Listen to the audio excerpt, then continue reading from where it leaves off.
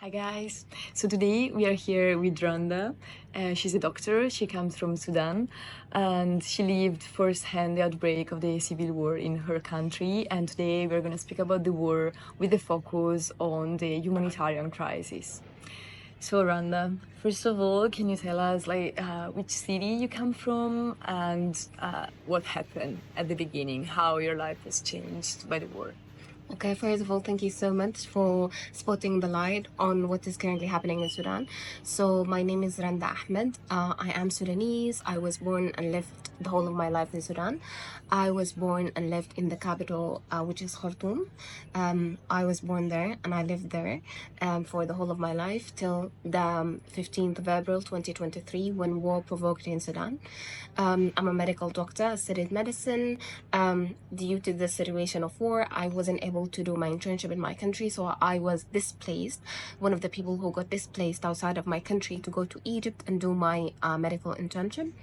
And I would really to speak about what is currently happening in Sudan, shedding the light in a specific on the healthcare system, and then also speaking about lots of issues happening with the population, especially women, children, and elderly. Yes, you say that you were displaced. How many people are there that live the same situation, and where do you go? Okay, so the numbers of people now reported by UN as being displaced is increasing in a crazy format and a crazy pattern. We have more than 11.2 million Sudanese people displaced currently. Some of them are actually displaced internally, and almost like 3 billion out of them are displaced externally. And those, even the ones who are displaced externally, I can say, because my family, and I can see other families, and I was displaced to Egypt, I can say that lots of the population are struggling to meet lots of financial requirements to live, and they are lacking lots of community integration in the countries that they go through, because by the end of the day they are strangers. So first of all, me and my family were actually internally displaced. Me and my siblings, we were born in the capital Khartoum, so we were displaced into the north, extreme north of the country, because we were trying to travel to Egypt, which is a nearby country. And then for the last year, the whole of us as a family, we were externally displaced to the country. And this is happening with most of the population.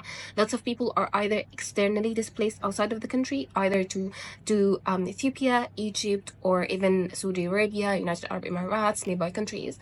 And the rest are wandering inside the country, visiting villages, staying in cities they have never ever saw in their life and would have never seen unless of the fact of this war. So just to understand the picture, people don't have a job, and I imagine what is the economic, financial, and the of people, and then what are the effects on health of these displacements? Yeah, the main thing that I can say about economical status is the word devastating. Unfortunately, to be as honest as I can, educational system overall stopped. Employment overall is not working, especially in the cities that are impacted by war. So in Sudan, yes, we have some safe cities, but the majority of cities are actually now locked because of the current situation and because of war. And so first of all, there is no education at all.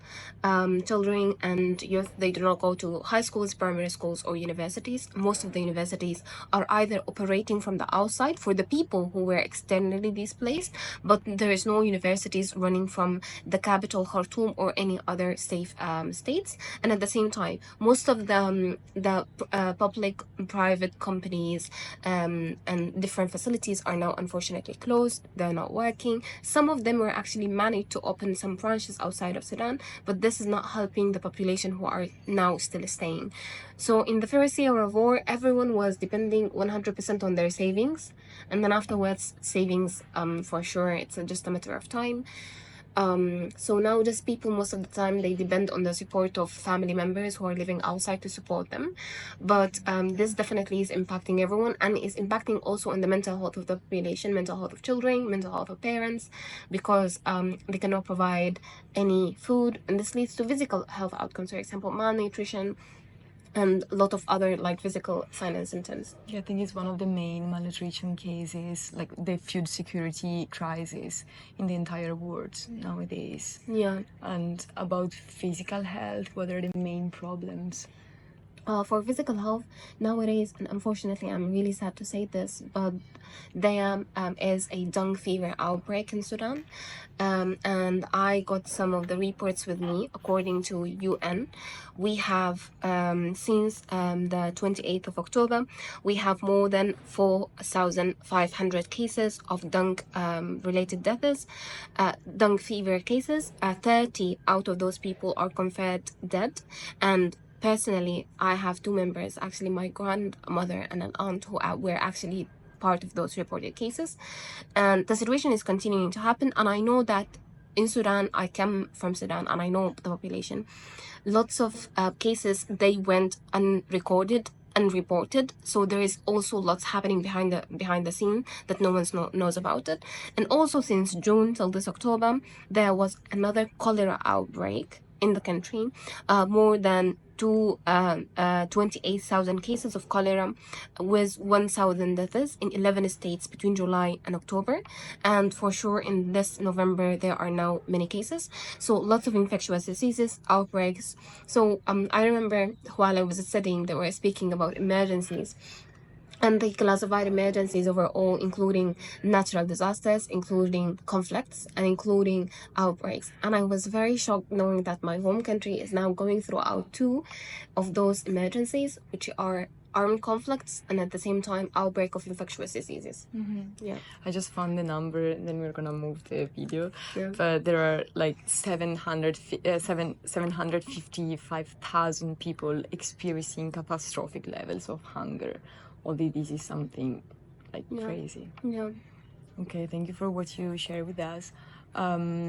Is there, and do you have any hope for the future, and anything you would like to tell? For example, if the international community could listen to you. Last week I attended a conference, and it was about refugees' mental health, and it was ironic. Ironically, I was attending an event knowing that my nation, my people, are under the same label of being refugees, and lots of Sudanese people are now in this country seeking asylum or asylum seekers. So when I was there, I met a couple of people, and we started speaking about my country and what is happening. And the one thing that I said to them, and I keep on saying, is hope is the only one thing we cannot take outside of our hearts. Like my mom, on a daily basis, she used to wake up early in the morning while we were externally displaced to Egypt by force. We left our homes, our clothes, our memories, our pictures and everything. And then she said to me, the only one thing that I'm not gonna remove from my heart is hope. She wakes up every single morning, and she has that feeling inside her heart that she will get back home by somehow and some mean. So I believe we cannot take it outside of our hearts, despite the fact that from what we are seeing, war is not going to stop anyway soon, because today part of which is rapid support forces entered a new state in the country, leading to forced migration, forced displacement to thousands of families, including members in my father's family. This happened actually last week.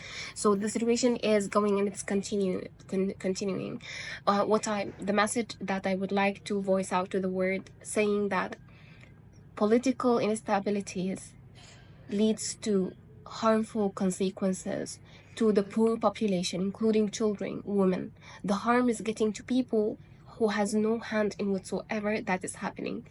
I really call the international community and everyone to call for end of war in Sudan, because now the people who are struggling and suffering are, as I said, mothers, children and elderly people who are actually collateral damage to what is happening in this country.